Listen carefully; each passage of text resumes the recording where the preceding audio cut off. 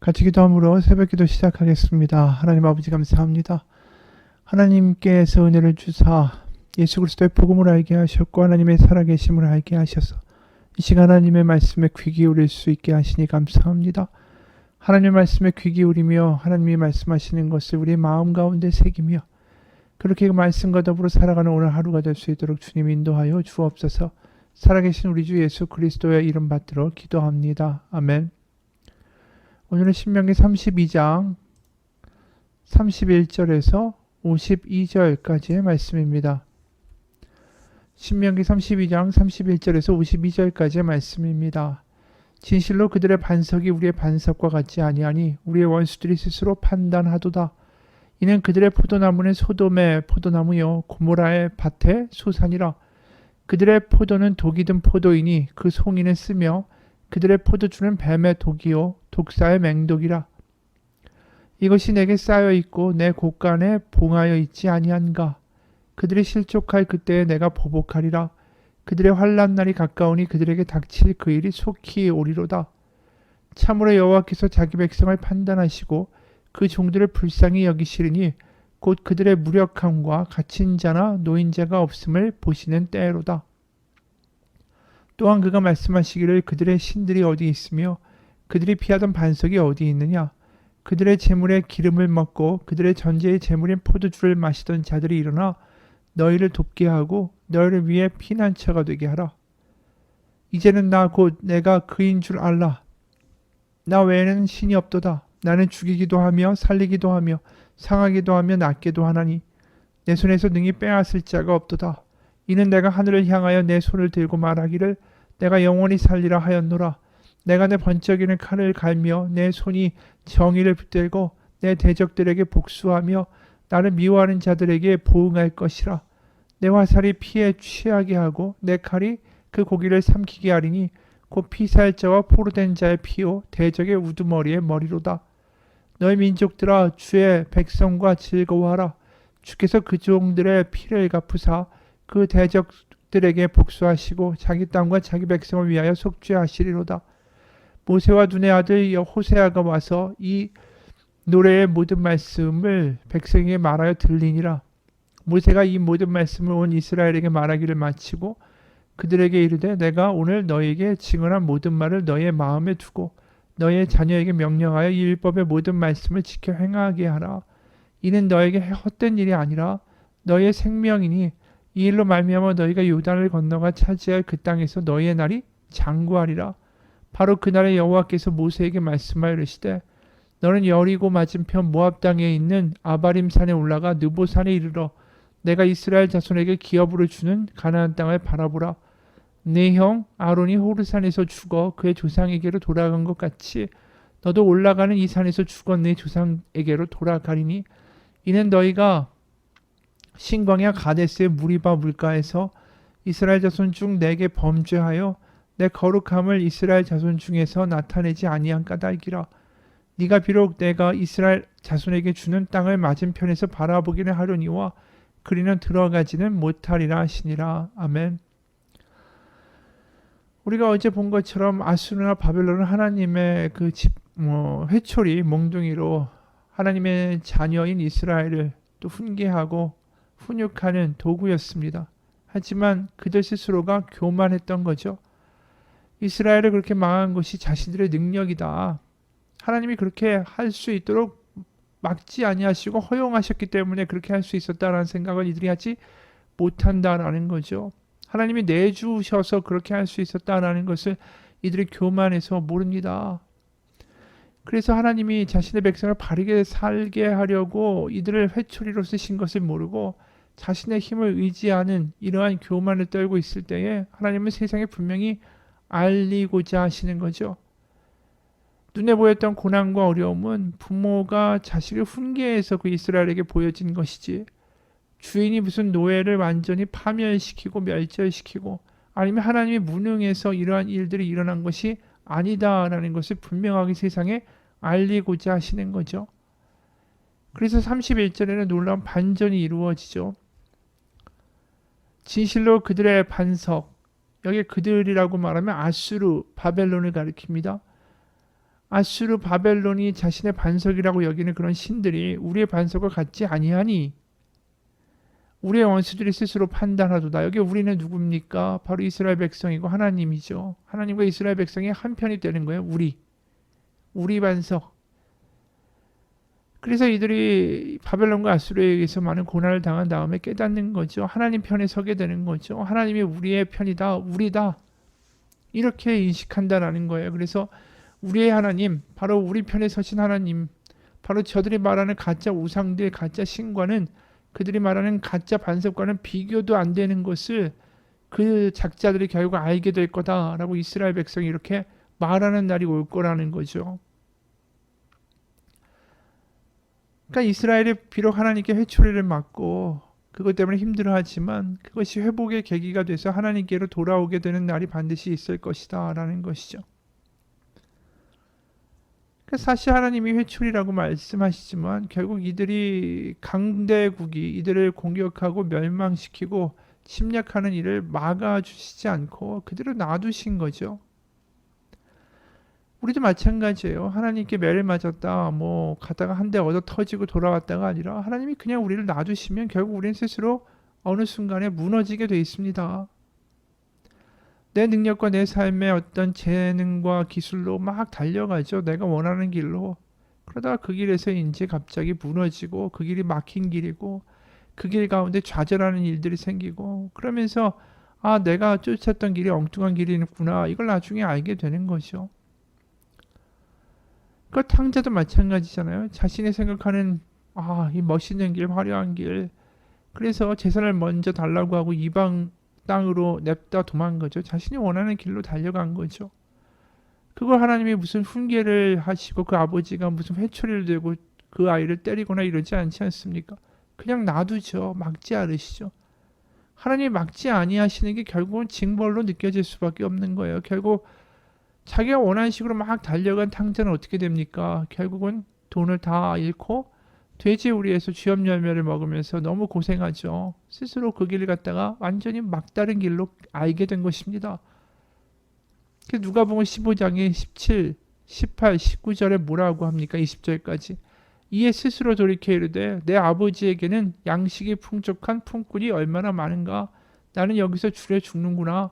내가 일어나 아버지께 가서 이르기를 아버지, 내가 하늘과 아버지께 죄를 지었사오니 지금부터는 아버지의 아들이라 일컬음을 감당하지 못하겠나이다. 나를 품꾼의 하나로 보소서 하리라 하고 이에 일어나서 아버지께 돌아가니라. 그러니까 결국 자신이 마음대로 갔다가 거기서 아주 된통 고생을 하고 나서야 이제 아버지 쪽으로 돌아온다. 이스라엘이 경험하고 있는 거죠. 그래서 우리의 반석, 우리 아버지다 하나님이, 이러면서 지금 나오고 있는 거예요. 자기 마음대로 살다가 결국은 아주 센 고생을 하고 와서 깨닫게 되는 거죠. 그럼 그렇게 돌아온 이스라엘을 하나님은 어떻게 대응하실까요? 그들을 불쌍히 여기시죠. 바로 탕제 아버지가 그렇게 돌아온 아들을, 정말 밥도 못 먹고 기진맥진해서 축 처진 어깨를 걸어오는 그 아들을 먼 거리에서 맨발로 보고 치근히 여기어 달려가 목을 끌어안고 입을 맞춥니다. 이스라엘 백성이 이렇게 터덜터덜 이제 우리 하나님, 우리 반석이시다 하면서 돌아오기 시작하니까 35절에 마치 그 아버지가 탕자에게 달려오듯이 하나님이 이렇게 말씀하시죠. 세 번역이에요. 35, 36. 원수 갚는 것은 내가 하는 일이니 내가 갚는다. 원수들이 넘어질 때가 곧 온다. 재난의 날이 가깝고 멸망의 때가 그들에게 곧 덮친다. 그들이 기진맥진하고 갇힌 사람도 놓인 사람도 하나도 남지 않았을 때에 주님께서는 당신의 백성을 심판하시고 여기서 끝나지 않죠. 당신의 종들을 불쌍히 여기실 것이다. 그들이 기진막진하고 완전히 매가리를 잃고 마치 탕자처럼 돌아올 때에 하나님은 그 탕자와 같이 돌아온 이스라엘 백성을 불쌍히 여기실 것이고, 그리고 이들을 힘들게 했던 모든 그 아수라 바벨론에게 분명히 원수 갚는 일을 하나님이 하실 것이다 라고 말씀하는 거예요. 그래서 이스라엘에게 하나님 아버지는 이렇게 또 이야기하시죠. 이제 돌아온 탕자에게 이제 좀 들릴만하지 않습니까? 이제 귀가 열렸잖아요. 탕자가 아버지께 돌아오면 아버지가 하는 말이 좀 들리지 않겠어요 이제? 그게 지금 이스라엘에게 하시는 말씀이에요. 돌아온 탕자 같은 이스라엘에게 37절부터 42절 세 번역이에요. 그때 주 하나님이 말씀하신다. 그들의 신들, 그러니까 그 우상 숭배에 따라갔던 그 강대국의 신들 어디 있느냐? 그들의 피난처라고 주장하던 그 반석 지금 어디에 있느냐? 그들이 제물로 바친 그 기름을 먹고 부어 바친 포도주를 받아 마시던 그 가짜 신들 어디에 있느냐? 그들이 일어나서 너희를 돕게 하고 그들이 너의 피난처가 되게 해봐라. 하지만 이제 알아라. 나 오직 나만이 하나님이다. 나밖에는 다른 신이 없어. 나는 죽게도 하고 살게도 한다. 나는 상하게도 하고 낫게도 한다. 아무도 내가 하는 이 일을 막지 못한다. 내가 하늘로 손을 들고 내가 나의 영혼의 삶을 두고 맹세한다. 나는 나의 칼을 날카롭게 갈아서 내 손으로 재판을 주관하며 내 원수들에게 보복할 것이다. 나를 미워하는 자들에게 보응하겠다. 피살자와 포로들의 피, 적장의 머리에서 나온 피, 내 화살이 피를 취하도록 마시고 내 칼이 그 고기를 실컷 먹을 것이다. 결국 하나님이 이스라엘을 그렇게 무자비하게 도륙한 그런 원수 같은 이들을 결국 다 벌하시겠다라는 거죠. 그리고 이스라엘에게 말씀하시는 거죠. 이제 정신 차렸니? 나밖에 없어. 나만이 하나님이고 그거 다 가짜야. 이제 좀 깨달을 것 같니? 라고 말씀하시는 거예요. 그래서 그 결과 세 번역으로 43절 이런 일이 벌어진다는 거죠. 너희 민족들아 주의 백성과 즐거워하라. 주께서 그 종들의 피를 갚으사 그 대적들에게 복수하시고 자기 땅과 자기 백성을 위하여 속죄하시리로다. 결국 하나님이 이스라엘이 다시 이렇게 돌아오게 하시고, 그리고 이스라엘이 이 너무나도 힘든 일을 겪도록 만들었던 원수와 같은 존재들, 교만한 세상의 권력들 하나님이 다 부숴버리시고, 그래서 하나님의 자녀들을 다시 회복시키시고 탕자와 같이 돌아온 자녀들을 긍휼히 여기시는 때가 온다, 이 이야기를 하는 거죠.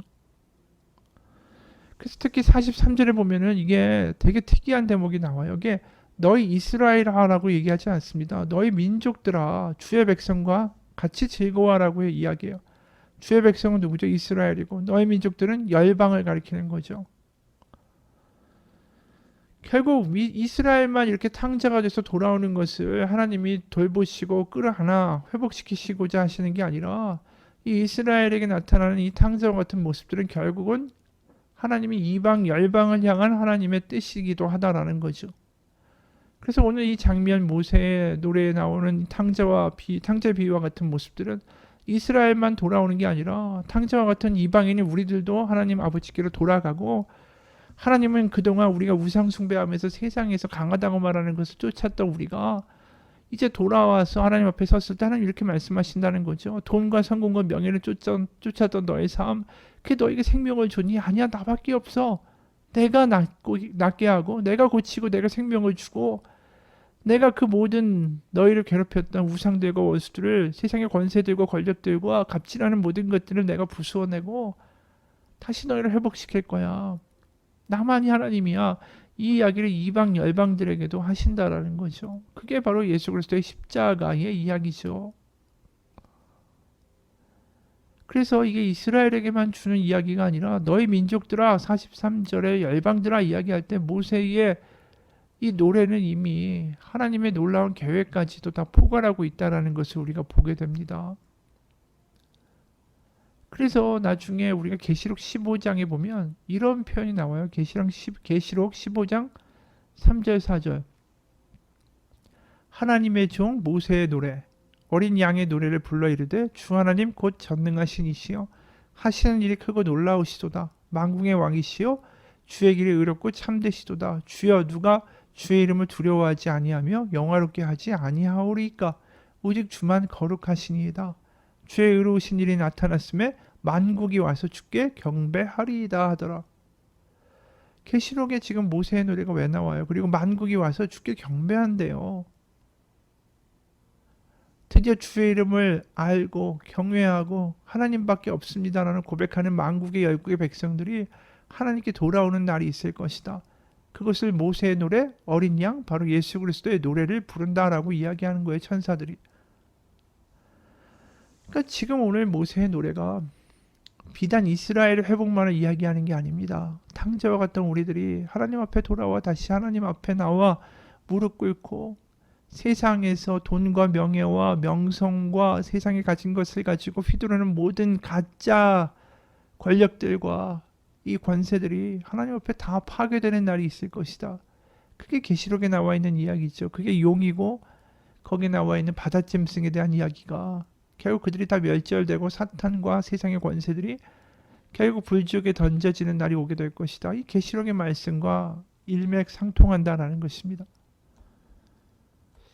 우리가 결국 오늘 보면서 뭐냐 하면 이스라엘 백성들이 탕자가 결국 고난을 당하지만 고난으로 끝나지 않는다라는 거죠. 결국 하나님은 고난으로 믿는 자들과 그분의 자녀들을 결말짓지 않습니다. 결국은 승리고 회복이라는 거죠.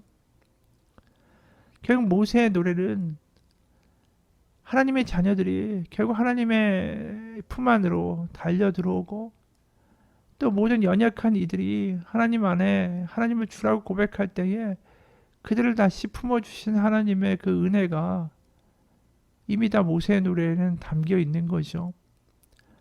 여기 원수들은 특히 이스라엘에게는 구약에선 바벨론과 아수르라고 더 특정지어 이야기할 수 있겠지만 결국 이것은 바벨론, 아수르라는 어떤 역사적인 나라뿐이 아니라 세상에서 약육강식의 세상을 만들고 자신의 뜻대로 약한 사람들을 다 도구화시키고 수단화시키고 죽이고 밟아내고 자신이 가진 권세와 권력과 돈과 명예가 천년만년 갈 것 같이 구는 세상의 권세들과 사탄, 바로 그 사람들이 결국은 신약에서 우리의 삶에서는 바벨론과 아수르 같은 존재죠.